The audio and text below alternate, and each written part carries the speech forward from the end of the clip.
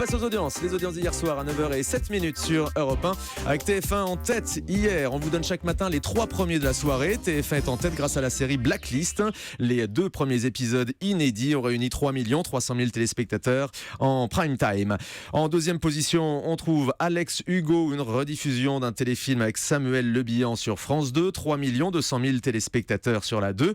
Et puis en troisième position, c'est M6 avec un Zone Interdite consacré au secret de la capitale. On entend un extrait tout à l'heure dans le zapping. 2 100 000 téléspectateurs, plus de 11% de part de marché.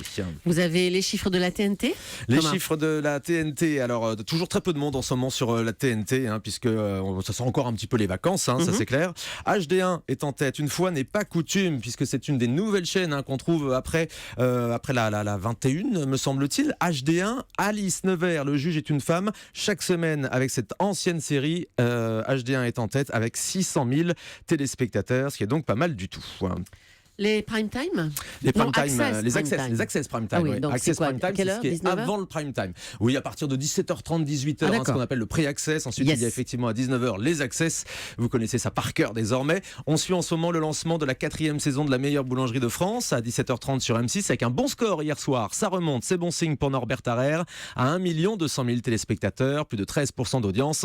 Et puis tiens, je vous donne également l'audience du 20h de TF1 puisque Nicolas Sarkozy était invité hier pour l'annonce de sa candidature à la présidentielle. 4 800 000 téléspectateurs devant le 20h de TF1 avec Gilles Boulot, 27% de part de marché.